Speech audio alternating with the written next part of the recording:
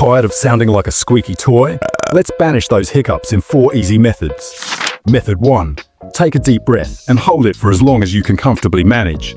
This helps calm the diaphragm by increasing carbon dioxide levels. Method 2. While holding your breath, take small, slow sips of cold water.